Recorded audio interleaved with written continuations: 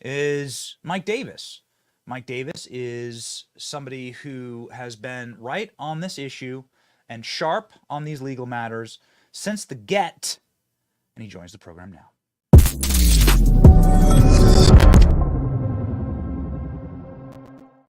Hey, Mike. Did Robert De Niro convince you yesterday that Donald Trump's guilty?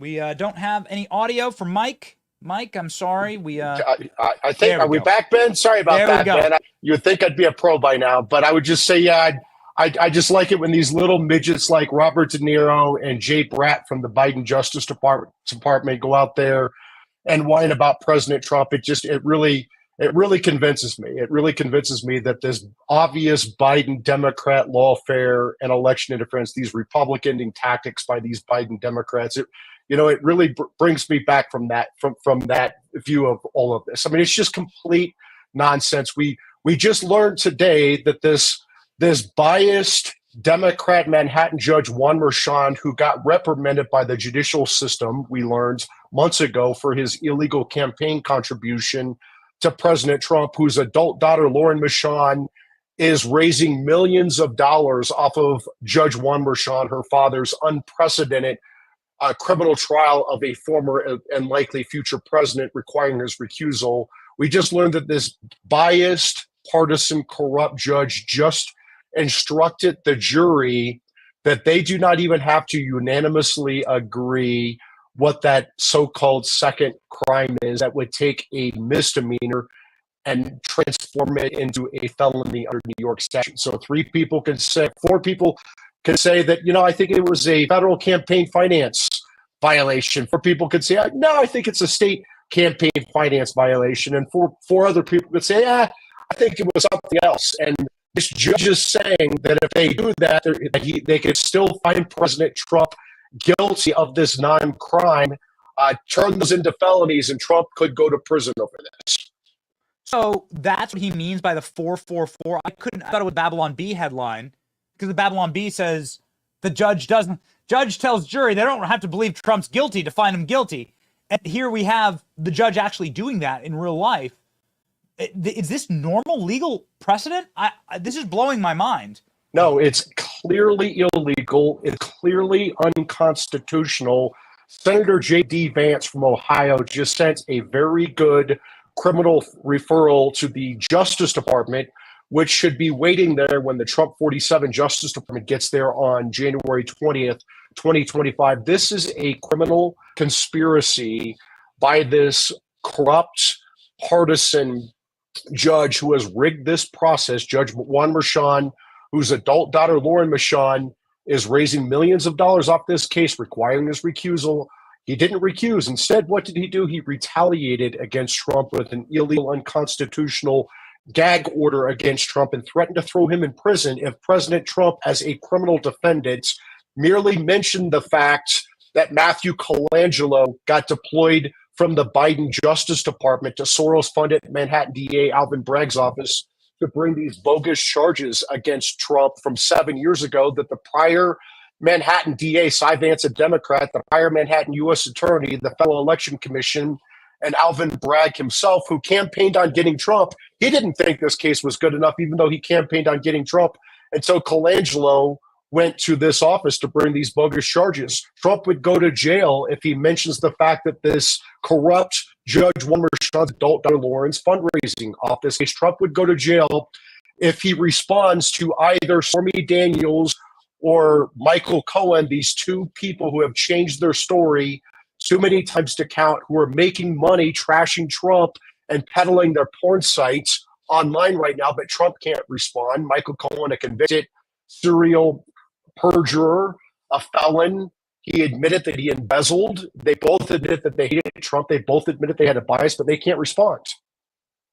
So is this Trump talking now, or what do we have here? No, this is Donald Trump just spoke a moment ago and saying the exact same thing. And there are some reporting from inside of the courthouse that the jury may well acquit Donald Trump and that they've lost the jury. This is why they needed to have like a 5-6 hour closing argument.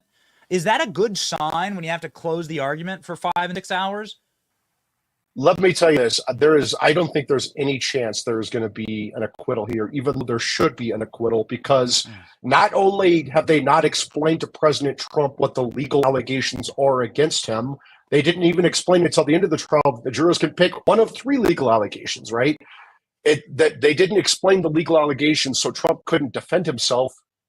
They didn't have evidence, even if those allegations were made. They don't have evidence that Trump did any of the things that they allege that he did. And oh, by the way, it's not a crime for any of this. It's not a crime for a businessman to settle a nuisance claim and put it in his books as a legal expense. That is routine. I don't know what you would call it other than a legal expense. And to put this as a legal expense in his private books in 2017, and that's somehow a business bookkeeping violation in his private books, and somehow putting this as private books in 2017 affected the 2016 election.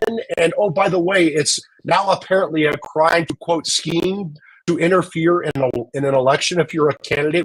What do you think candidates do when they're running for office? They're scheming to interfere in an election so they can win. These are not crimes. And Jay Bratt, or excuse me, I got the wrong Biden goon mixed up, with Matthew Colangelo and Alvin Bragg and Democrats, Judge Juan Merchan, they know these are not crimes. Their sole goal here is to have President Trump railroaded and convicted with this corrupt, rigged, partisan process so they can say he's a felon before November 5th, 2024. And they know this is going to get reversed on appeal, but they don't care. So it does make you wonder how much of the backfire do they feel right now? Because this trial started in April, and Donald Trump has only fortified his positions in the polls. It has only made him more popular. All polling indicates that this isn't going to change anybody's opinion of Donald Trump and may actually help reinforce his support in certain communities. So you're saying that there's 0% chance of acquittal. What are we looking at, a hung jury? Well, I don't even look. This process is so rigged. Remember, you have this jury pool that in Manhattan that voted 87% for Joe Biden, and then Judge Merchan and Alvin Bragg and Matthew Colangelo further rigged the jury selection process by bouncing potential jurors who follow Trump on social media, but keeping potential jurors who follow Biden. So what, the 4 people in Manhattan who follow Trump on Truth got bounced from this jury pool, and it's getting stacked with all these Biden supporters in an overwhelmingly Biden district of Manhattan. And then they say, oh, wait, there are 2 attorneys on this jury, so they're going to be fair. Do you understand, if you're a lawyer at a law firm in Manhattan, you're not a Trump supporter. They would not hire you. And if they found out you were a Trump supporter, especially after the 2020 election, you'll get chased out of those law firms. This is a rigged process and then you have the jury instructions where this judge, not only did this judge have an unconstitutional trial where he allowed these witnesses like Stormy Daniels to trash Trump with wholly irrelevant and unfairly prejudicial testimony, then you have this judge shutting down Trump's defense at every possible turn, and then given these jury instructions to this rigged jury that's obviously going to grease the skids to a conviction. And frankly, that's what Judge Merchan has to do here. Otherwise, his daughter, Lauren Merchan, a leading Democrats campaign consultant and fundraiser who's raising millions off of her father's trial, guess what? If Judge Merchan does not deliver for the Biden Democrats, Lauren Merchan gets thrown overboard by the Biden Democrats, and he knows that. So what happens? Trump wins the election. There is a J.D. Vance criminal conspiracy sitting at the DOJ right now. Can you expound on that? Yeah, so J.D. Vance sent a letter, and this is what we've been talking about for many months at the Article 3 Project. So I commend Senator J.D. Vance for actually sending this criminal referral. I also commend Elise Stefanik in the House, who just did a judicial misconduct complaint because this Judge Juan Merchan is the Forrest Gump of this Trump lawfare. He keeps just showing up on all these cases when it's supposed to be random. Judge Merchan showed up on the Trump organization criminal case where they threw Trump CFO in Rikers Island. That was Judge Merchan. Judge Merchan's on this unprecedented trial of President Trump for this non-crime of settling a nuisance claim, and President Trump is on Steve Bannon's case. So, it's supposed to be random. In Manhattan, I think it's like a 1 in 15,000 shot that Judge Merchan just happens to be on all three of these Trump-related cases, and his daughter's raising millions of dollars. It's just merely a coincidence. So cheers to Elise Stefanik for filing a judicial misconduct complaint so they can get to the bottom of that corruption. And cheers to Senator J.D. Vance for filing a criminal referral with the Justice Department, alleging that this is a criminal civil rights felonies, what they're doing with Judge Merchan with these illegal gag orders, with rigging this criminal trial to railroad President Trump. This is a conspiracy against rights, and these are very serious federal civil rights violations under 18 U.S.C. 241 and 242, up to 10 years in prison. And when the Trump 47 Justice Department is back in office on January 20th, 2025, that should be one of the first orders of business. So the Attorney General of Missouri up on X saying that he's tried a lot of jury trials. The instructions are absolute insanity here. How are 12 jurors supposed to remember all the elements necessary for each of the 34 felony counts? This is an illicit witch hunt prosecution. I'm not sure if you followed any of these jury instructions, but they seem completely insane to me. Again, I can't figure out how 4 people could find him guilty on one thing, 4 people can find him guilty on another. But that's not all of it. Turley's been from inside of the courthouse elucidating what this judge is saying. Can you sort of like game theory for us, like how the jury instructions are trying to rig the trial as well? It's so rigged because not only do you have partisan prosecutors and partisan and corrupt judge and a rigged jury selection process, you now have rigged jury instructions that are unconstitutional and illegal. For example, you don't have to have the jury unanimously agree on all the essential elements of the crime, including the second crime. It's just kind of a piñata. You just hit the piñata, and whatever falls out, 4 jurors can grab that candy, and 4 jurors can grab that candy, and 4 jurors can grab that candy. And as long as they just say that Trump is bad in some way, all 12 of them say Trump is bad in some way, then, find him guilty of these 34 felonies and throw him in prison for the rest of his life. And Lauren Merchan can keep raising her millions of dollars, and Judge Merchan can be lauded by the left for being this corrupt judge who delivered this injustice and tried to deliver the election for Joe Biden, because Joe Biden knows that President Trump is beating him like a drum on November 5th, 2024. And so President Biden looked at old polling from like a year and a half ago that said if you call Trump a convicted felon, he can't win the election. Well, guess what, Joe Biden? That polling has changed, thanks in big part to the Article 3 project, after we've done over 3,500 media hits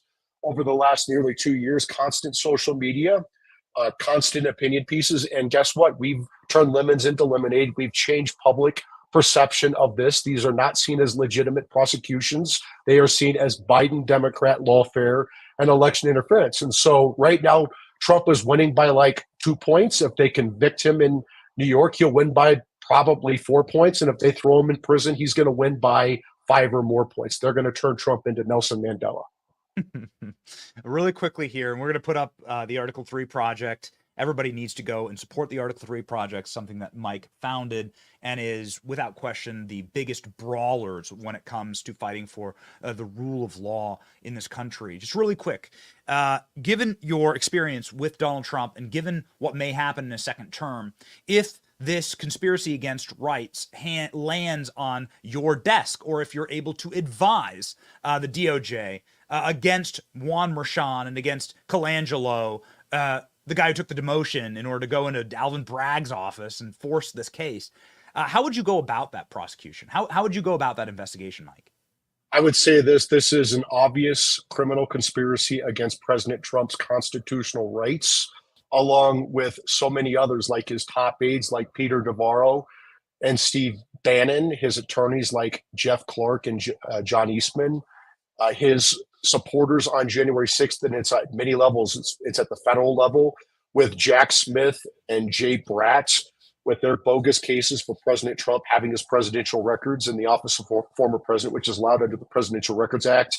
The two January 6th cases by Jack Smith and Big Fannie Willis down in Fulton County, Georgia, with her dumb, unqualified boyfriend, Nathan Wade. You have Tish James in New York with her civil fraud. You have this Bragg and Colangelo case in New York City right now. You have Chris Mays out in Arizona, who brought another January 6th criminal case and named Trump as an unindicted co-conspirator. She's going to name him.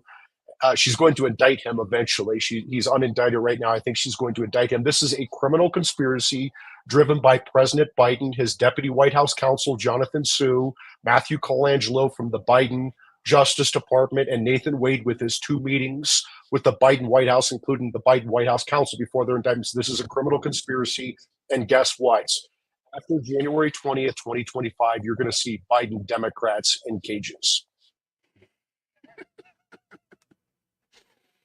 You know, Mike, sometimes I wonder, like, do you go to bed at night and just think, what do I want Media Matters to write about me tomorrow? And you just kind of like put it down on a sticky note and put it above your head? Yes, exactly. So didn't Media Matters just get like half of those whack jobs got fired, and so they're going to have to like go work at Starbucks? I'm not sure what's happening with Media Matters right now. Underqualified, I think, to work at Starbucks. Mike is overqualified to be the Attorney General. Could never get Senate confirmed, but might have a 2-week reign of terror. If you wish to support Mike's 2-week reign of terror, go to the Article 3 Project. Here's their website. Follow Mike on X. Hundreds of thousands of Americans can't be wrong. America is facing Republic-ending lawfare. The Article 3 Project can save this country. Ladies and gentlemen, go support Mike. Godspeed, Mike. Thank you, Ben.